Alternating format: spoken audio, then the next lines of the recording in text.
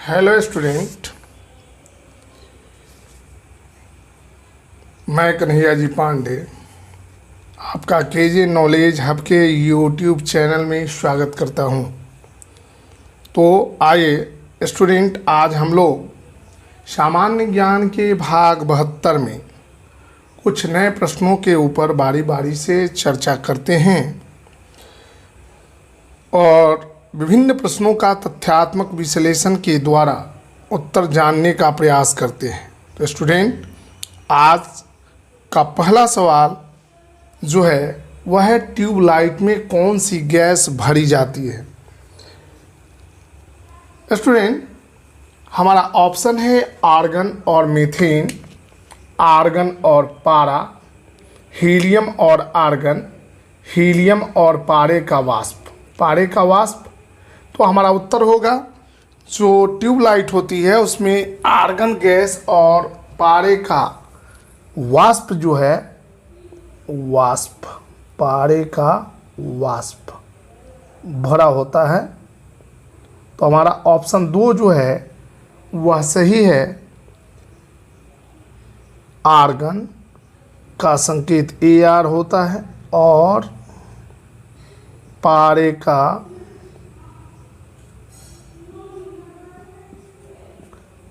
वाष्प। स्टूडेंट, अध्ययन जो है मनुष्य को ज्ञानी बनाता है, इसलिए हमें अध्ययन पर विशिष्ट ध्यान देना चाहिए। इसकी कोई उम्र सीमा नहीं होती है। हमारा दूसरा सवाल है, गुरु गोविंद सिंह का जन्म कहाँ हुआ था? पटना में, अमृतसर में, नांदेड़ में या जालंधर में? तो स्टूडेंट, जैसा कि आप जानते हैं 5 जनवरी 1666 को गुरु गोविंद सिंह का जन्म पटना के हरि मंदिर साहब में हुआ था। उनकी मृत्यु जो है 1708 में नांदेड़ में हुई थी, महाराष्ट्र में। नांदेड़ महाराष्ट्र में उनकी मृत्यु जो है वह हुई थी 7 अक्टूबर 1708 को। तो हमारा उत्तर होगा पटना। पटना में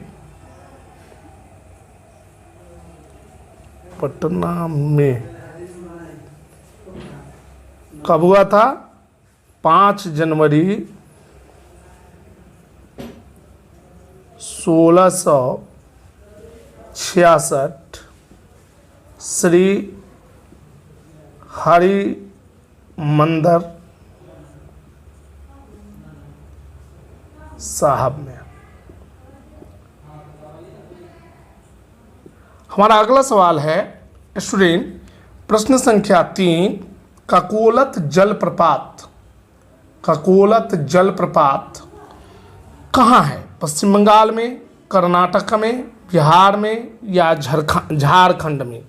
तो ककोलत जलप्रपात बिहार के नवादा जिले के गोविंदपुर नामक स्थान में है।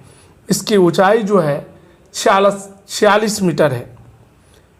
इसका उत्तर होगा बिहार, जिला है नवादा और जगह का नाम है गोविंदपुर।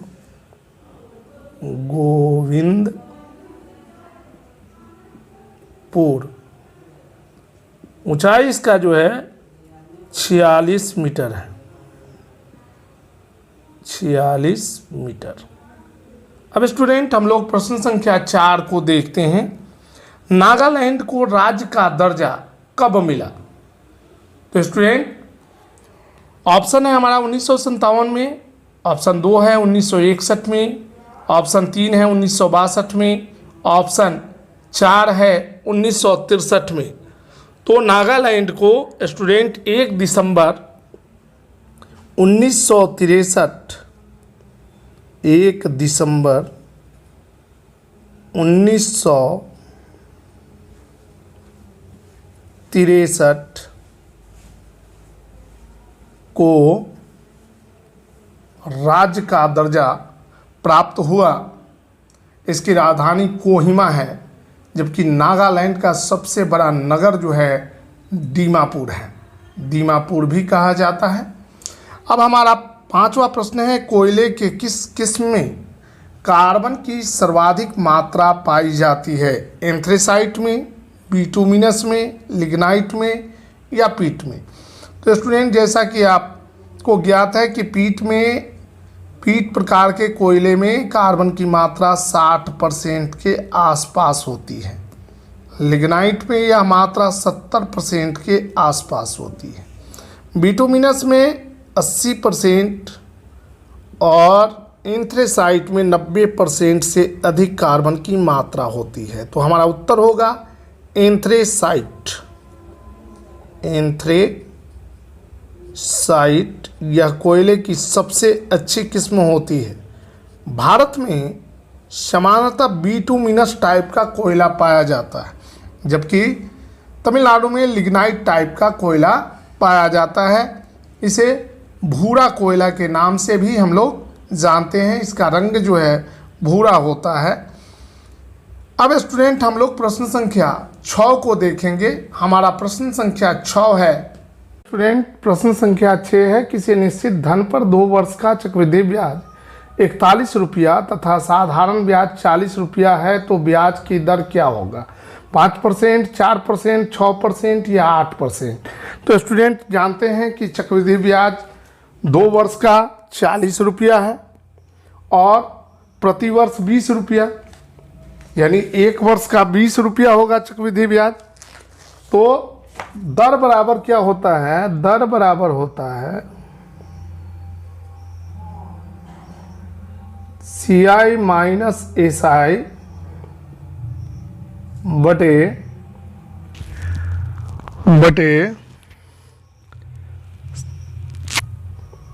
SI समय जो है 2 वर्ष है इंटू 1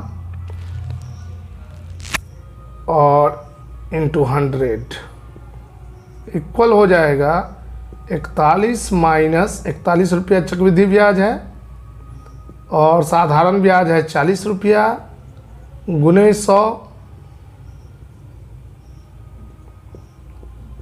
बटे चक्रवृद्धि ब्याज हमारा 40 रुपया है बटे 2 गुने 1 20 दूनी 40 बराबर हो जाएगा 1 बटे 1 गुने 100 बटे 20 20 बचे 100 बराबर 5%।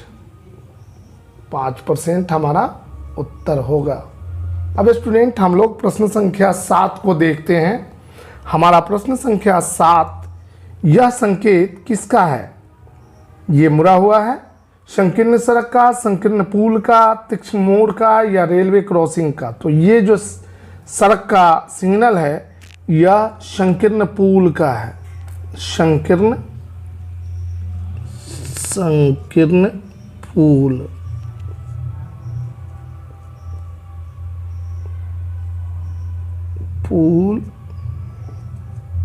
का।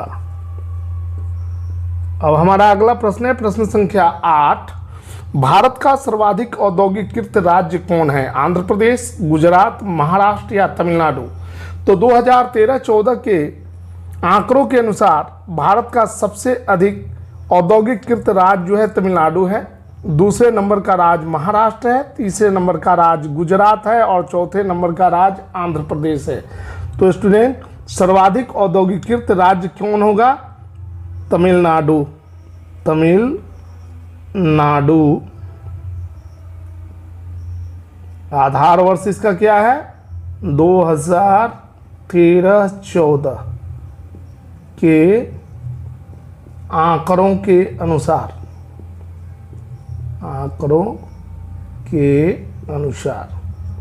अब स्टूडेंट, हम लोग प्रश्न संख्या 9 को देखते हैं।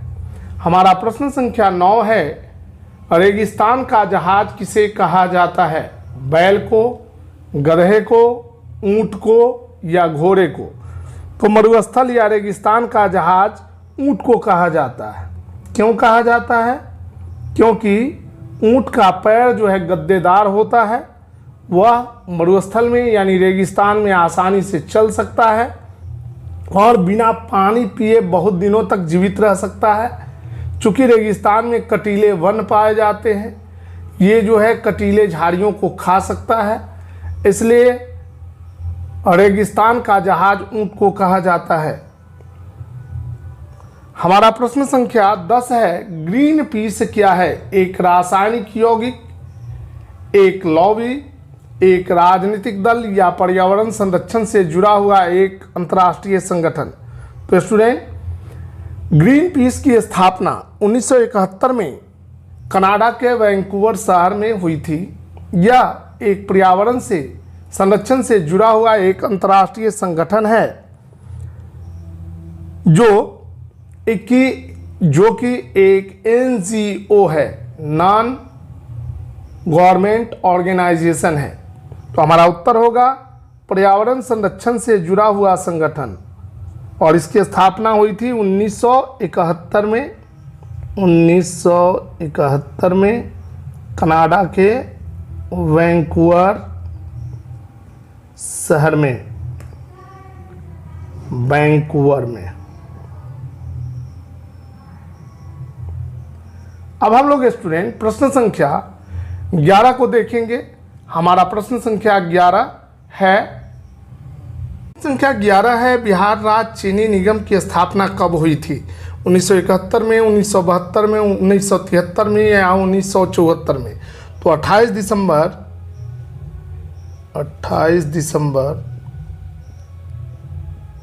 1974 को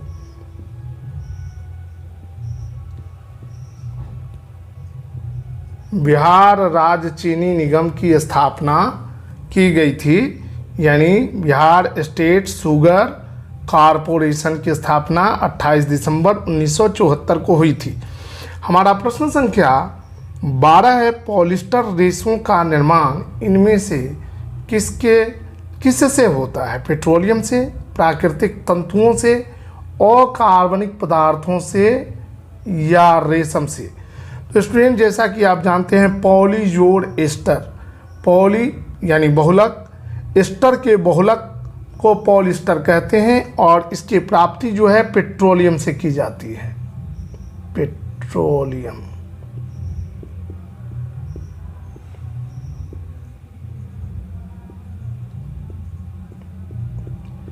अब स्टूडेंट, हम लोग प्रश्न संख्या 13 को देखते हैं। इनमें से किस मंदिर का निर्माण राष्ट्रकूटों के द्वारा कराया गया था? तो ऑप्शन 1 है अजंता का, ऑप्शन 2 है एलोरा का, ऑप्शन 3 है महाबलीपुरम का, और ऑप्शन 4 है खजुराहो का। तो राष्ट्रकूटों के द्वारा जो मंदिर का निर्माण कराया गया, एलोरा के गुफा मंदिरों का निर्माण करवाया गया था। एलोरा, ये जो है महाराष्ट्र में एलोरा के मंदिरों का निर्माण। अब स्टूडेंट, हम लोग प्रश्न संख्या 14 को देखते हैं। फ्लाइंग सिख के नाम से इनमें से कौन जाना जाता है? सुरजीत सिंह, बहादुर सिंह, मिल्खा सिंह या अजीतपाल सिंह? तो फ्लाइंग सिख के नाम से जाना जाता है मिल्खा सिंह को, मिल्खा सिंह। हाल ही में मिल्खा सिंह की मृत्यु जो है हुई है 18 जून 2021 को। इनका जन्म पाकिस्तान में हुआ था 1929 में 20 नवंबर को। 20 नवंबर 1929 को मिल्खा सिंह का जन्म तत्कालीन पाकिस्तान में हुआ था। अब ये क्षेत्र पाकिस्तान के पास है, पहले ये हिंदुस्तान का ही भाग था। अब हमारा सवाल संख्या 15 स्टूडेंट, यदि 8 tan x बराबर 15 हो तो sin x minus cos x का मान क्या होगा? तो देखते हैं। ऑप्शन 1 है 1/17, 7/17, 8/17 या 5/17। तो 8 tan x बराबर 15, तो इसलिए tan x बराबर हो जाएगा 15/8। इस त्रिभुज की सहायता से देखते हैं tan बराबर क्या होता है, लंब बटे आधार, यानी लंब दिया गया है तो लंब कितना है 15 है और आधार कितना है 8 है। तो AB बराबर हो जाएगा, AB बराबर 8 सेंटीमीटर, 8, BC बराबर 15, AC बराबर 1। AC बराबर क्या हो जाएगा, AC बराबर होगा √AB square plus BC square equal होगा √8 का स्क्वायर प्लस 15 का स्क्वायर इक्वल होगा √64 प्लस 225 बराबर हो जाएगा √289। 289 का वर्गमूल स्टूडेंट होता है 17। तो sin x minus cos x, तो sin x minus cos x बराबर क्या हो जाएगा, इसलिए sin x minus cos x बराबर हो जाएगा, ये होता है लंब बटे कर्ण। तो कर्ण हमारा कितना है 17, तो लंब बटे कर्ण 15/17 माइनस कॉस का होता है आधार बटे कर्ण 8/17।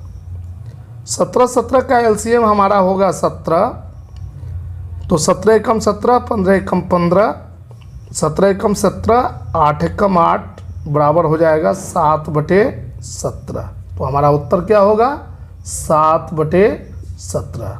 तो स्टूडेंट, हमने इस वीडियो के माध्यम से सामान्य ज्ञान के भाग 72 में विभिन्न प्रश्नों के ऊपर बारी बारी से चर्चा की। अगर आपको हमारे द्वारा दी गई जानकारी अच्छी लगे तो आप हमारे वीडियो को लाइक करें, शेयर करें तथा हमारे YouTube channel KJ knowledge hub को सब्सक्राइब करें। तो स्टूडेंट, मैं कन्हैया जी पांडे आपसे विदा लेता हूं। आप हमारे अगले वीडियो का इंतज़ार करें। धन्यवाद।